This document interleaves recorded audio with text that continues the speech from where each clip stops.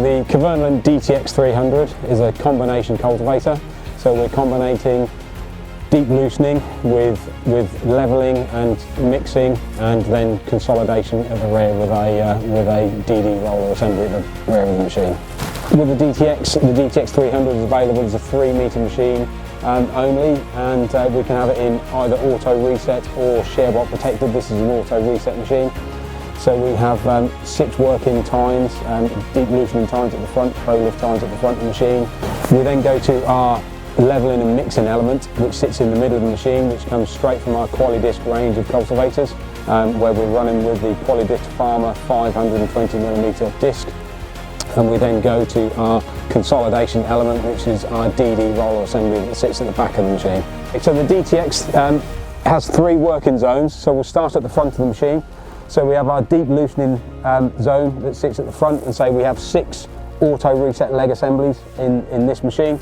We have accumulators that sit in the centre of the machine assembly itself. So as and when the leg hits an obstacle, obviously the accumulator is then going to take the slack to allow the leg assembly to trip, and then more importantly push that back down into work. We have a hydraulic gauge that sits at the front of the machine. We can then vary the pressure on the machine. We go up to a maximum of 150 bar. So basically when the leg assembly trips, the leg will move up out of the way. If it goes over 150 bar, we have a return system to allow the oil to then leak back into the tractor, if that's the case, if we have more than 3 legs that trip at the same time. So the tine itself, we're using what's called our Pro Lift tine. So on the Pro Lift tine assembly itself, for the depth adjustment, we have a series of holes and obviously a pin. So once we've set our machine level and straight, we can then adjust our working depth, drop our tine down to our working depth wherever we need to work to. So depth-wise on this machine, we can work anywhere between 15 centimetres all the way down to 40 centimetres. So as I said, obviously leg assembly itself, it's the Pro Lift leg assembly. It's a very efficient system. It's a 5-piece system. So we have our point, we have our shin piece, we have our leg, we then have a wear plate that sits at the back, and then a wing assembly.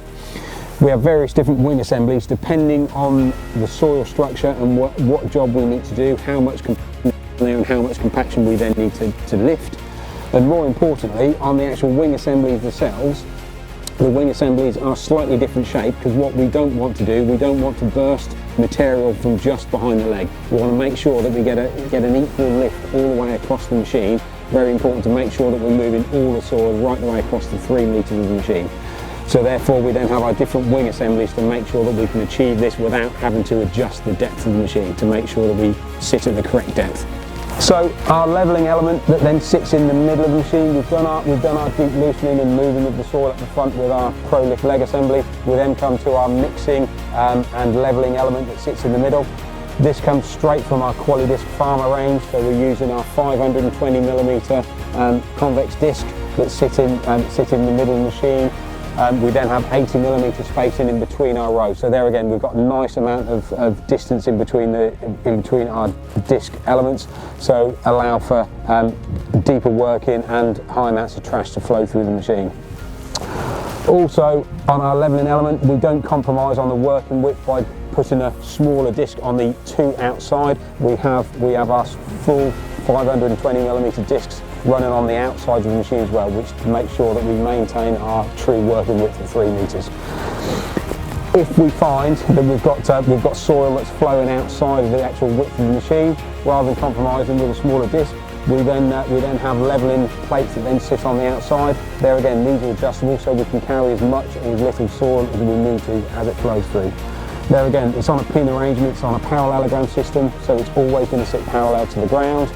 And also, if we do get a stone or a rock that sits underneath, it's got the ability to move up and out of the way and then drop back down into position. So the last section of this machine would be our reconsolidation. Obviously we've moved the soil, we've mixed the soil, we now need to reconsolidate.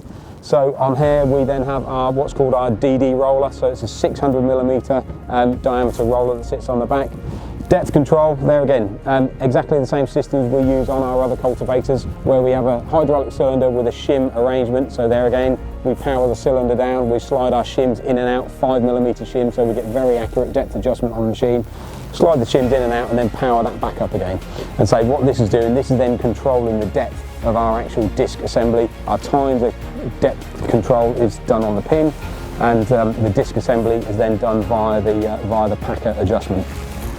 So there again, obviously our roller assembly, we have our 600mm DD roller, and there again, it's a shoulder ring press. So what we have is a nice wide shoulder that sits on the actual roller itself to make sure that as we're running through, we're crushing any big clods that may come through, but more importantly, leaving a nice corrugated effect.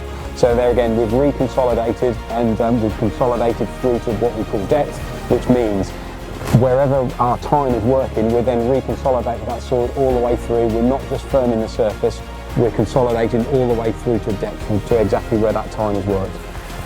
We have a nice wide ring spacing of 230mm ring spacing throughout the DD roller. And also another important part of the roller assembly itself, it's not a welded design, it's a clamp design. It's held under pressure. We have the big nut that sits on the end. So as and when this packer assembly does wear, we can then take it apart, literally strip it down and replace the individual bits that have worn and not replace the other bits. Also, scraper wise, we have a nice low slung scraper assembly that obviously sits at the back of the machine, so therefore any build up of soil is only going to be very, very small before this scraper assembly then captures that and drops that back down underneath. With the DTX, we can also have what's called our age well assembly mounted onto here, so we can then seed all in seed or put slug pellets on all at the same time, all in one combination.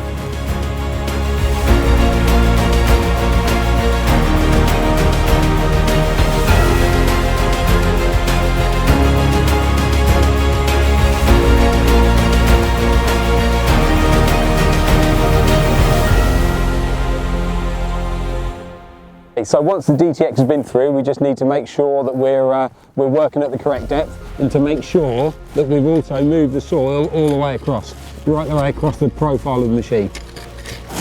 If we're not achieving this all the way through, we can then always change the wings to go to a wider wing assembly to make sure that we have gone all the way through. Also, the other important thing to see is to make sure that our DD roller is leaving a nice pronounced corrugation all the way through, and we can see that as we're running through. The roller assembly is reconsolidated, but more importantly leaving it very corrugated. So therefore, section in very wet conditions, this section is going to dry much quicker than it would do if it was down in a flat profile. So you can see we've got a nice corrugation running all the way through, which you say is going to allow this to dry out and then to come back on top of this and seed on top of this at a much earlier date.